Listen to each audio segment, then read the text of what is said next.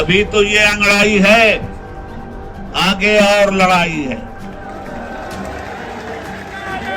اگر گورنمنٹ اپنی تاناشاہی سے باز نہیں آئی تو پورے ملک میں اوقاف کی املاک کے تحفظ کے لیے آل انڈیا مسلم پرسنل لا بورڈ کمر کس کے اترے گا۔ یہ کوئی باپ کی پپوتی نہیں ہے، کوئی آپ کی حکومت شخصی نہیں ہے۔ آپ بھی 5 سال کے خیراتی دان پر آئے ہیں، وہ بھی مت دان پر آئے ہیں، اسے مت بھولیے گا۔ کل بھی قربانی دیا تھا، آج بھی دیش کے سمویدھان کے تحفظ کے لیے ہم ہر قربانی کے لیے تیار ہیں۔ اور 14 مارچ 2025 کی ہولی کو لے کر ماحول میں جتنا زہر گھولا گیا، آزاد ہندوستان میں ہم نے نہ ایسی ہولی دیکھی نہ ایسی نفرت دیکھی۔ میں پوچھنا چاہتا ہوں، اتنے جمعہ کو ہولی 1952 سے آتی رہی جس کو میں نے ریکارڈ کیا ہے، کبھی بھی اس ملک میں ہندوؤں اور مسلمانوں میں نفرت کا ماحول نہیں پیدا ہوا۔ آپ حکومت کر رہے ہو اور نفرت کی چنگاریاں سلگا رہے ہو تو یاد رکھنا کہ یہ نفرت کے شعلے بہت زیادہ دنوں تک ہندوستانی عوام کو گمراہ نہیں کر سکتے۔ بھئی سب سے پہلے میڈیا کے لوگوں سے خصوصاً اپیل کی جاتی ہے، لوگوں سے بائک لینا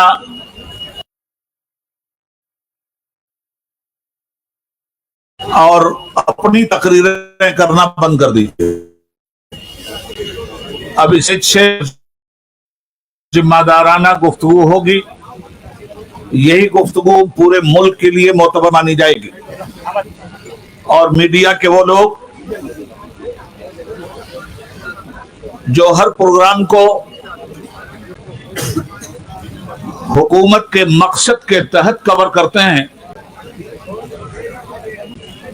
ان سے گزارش ہے کہ براہ کرم آپ جو افواہیں پھیلا کر ملک کو گمراہ کر رہے ہیں اور ہندوستان بھر کے لوگوں کو بھرمت کر رہے ہیں، آپ اپنے پیشے کے ساتھ نمک حلالی نہیں کر رہے ہیں۔ اس لیے میں پھر ایک مرتبہ اپنی گفتگو کرنے سے قبل میڈیا مؤدبانہ گزارش کروں گا کہ آپ سماج کی آنکھ ہیں، سماج کی نگاہ ہیں، اور آپ کے ذریعے سماج اپنے حالات کو دیکھتا، پڑھتا اور سنتا ہے۔ پروفیشنل ڈیوٹی پوری کرنے کے بجائے سماج کو گمراہ کریں گے، سماج کو بھرمت کریں گے، سماج میں نفرت کا ماحول پیدا کریں گے، تو آپ اپنی ڈیوٹی پوری نہیں کر رہے ہیں بلکہ اپنی ڈیوٹی سے کھلی ہوئی غداری کر رہے ہیں۔ میرا خیال یہ ہے کہ یہ میسج تبھی لوگوں تک پہنچ گیا۔ اب کچھ ضروری باتیں میں آپ کی خدمت میں پیش کرنا جا رہا ہوں۔ بسم اللہ الرحمن الرحیم۔ کسے خبر تھی بہار آتے ہی پھول رنگی کفن بنیں گے، خبر تھی بہار آتے ہی پھول رنگی کفن بنیں گے، قدم قدم پر روش روش پر چمن میں دارو رسن بنیں گے۔ نہ ہوتا گلچین کا لب پہ شکوا، نہ کرتے رہے طلب میں یقین تھا کس کو کہ ہوگا ایک دن یہ سانحہ بھی، رکے گا منزل پہ کارواں جب تو راہ بر راہ زن بنیں گے۔ ایک تو بالکل کلیئر سی بات میں کہہ دوں آپ سے کہ آج کا جو یہ احتجاجی مظاہرہ اور دھرنا ہو رہا ہے، ابھی تو یہ انگڑائی ہے، آگے اور لڑائی ہے۔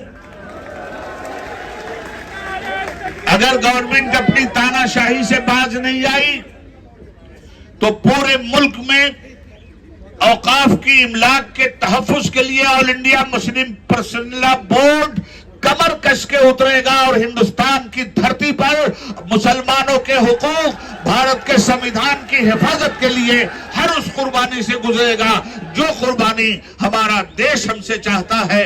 کل بھی قربانی دیا تھا، آج بھی دیش کے سمویدھان کے تحفظ کے لیے ہم ہر قربانی کے لیے تیار ہیں۔ اور یاد رکھیے گا، یہ صرف وقت کا معاملہ نہیں ہے۔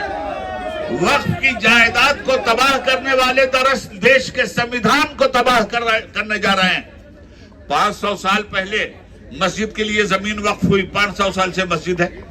1000 साल पहले ईदगाह के लिए मस्जिद वक्फ हुई, ईदगाह 1000 साल से चली आ रही है, कब्रिस्तान 1000 साल से चले आ रहे हैं। अब कलेक्टर साहब के लिए ये रास्ता खोल के रख दिया गया कि कलेक्टर साहब आपसे पूछेंगे आपकी मस्जिद का पेपर कहां है। ये पेपर का खेल बहुत पुराना है। 100 साल पहले, 200 साल पहले, 800 साल पहले लोग जुबानी वक्फ कर देते थे और वक्फ इमलाक पे काम होता था।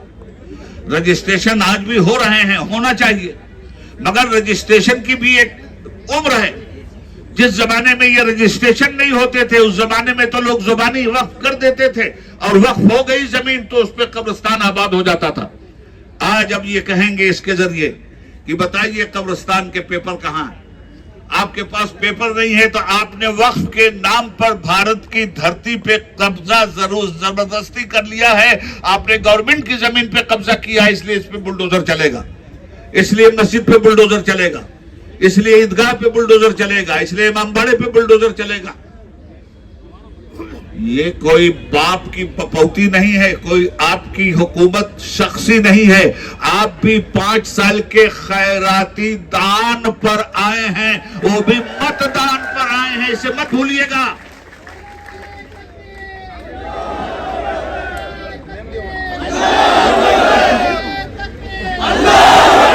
यह हुकूमत शख्सी हुकूमत नहीं है, यह हुकूमत खैराती हुकूमत है।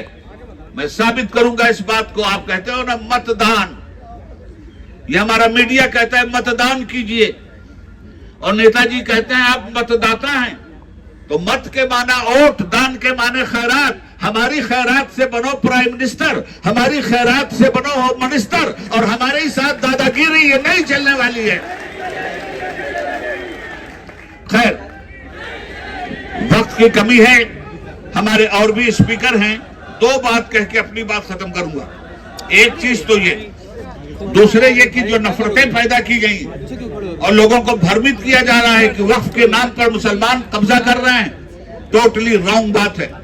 दूसरी बात, मुल्क में जो नफरत का माहौल पैदा किया गया, अब की मर्तबा की होली, हम लोग हमेशा होली, दिवाली, ये सारी चीजें रवादारी के साथ एक दूसरे के साथ मनाते हुए आए, मगर इस मर्तबा इस हिंदुस्तान की आजादी पे कालिख पोतने वाली काली हुकूमत जिस तरह मस्जिदों पे तिरपाल डालकर मस्जिदों के वकार का मजाक उड़ा रही थी, याद रखिएगा कि तारीख आपकी इस बदनीयती को कभी भी माफ नहीं करेगी। इससे पहले भी होली आती थी, कभी मस्जिदों पे तिरपाल नहीं पड़ते थे। एक रिपोर्ट पेश करके मैं अपनी बात को खत्म कर देता हूं। होली कोई, या जुमा के दिन होली कोई पहली बार नहीं आई थी। सुनिए, 14 मार्च 1952 दिन जुमा, होली का त्योहार। 7 मार्च 1958 दिन जुमा, होली का त्योहार। 21 मार्च 1969 दिन जुमा, होली का त्योहार। 28 मार्च 1975 जुमा का दिन, होली का त्योहार। 7 मार्च 1980 जुमा का दिन, होली। 28 मार्च 1986 जुमा के दिन, होली। 21 मार्च 1997 जुमा के दिन, होली। 21 मार्च 2003 जुमा के दिन, होली। 21 मार्च 2008 जुमा के दिन, होली। 29 मार्च 2013 जुमा के दिन, होली। 22 मार्च 2019 जुमा के दिन, होली।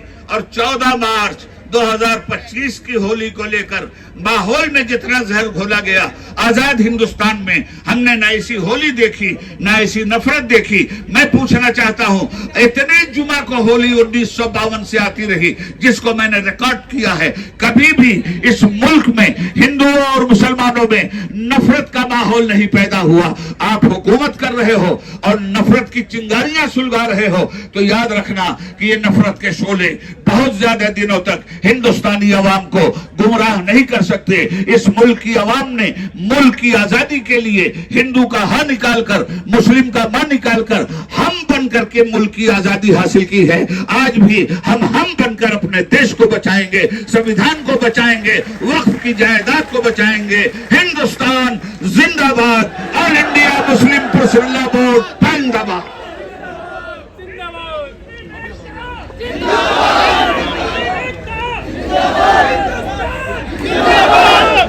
जिंदाबाद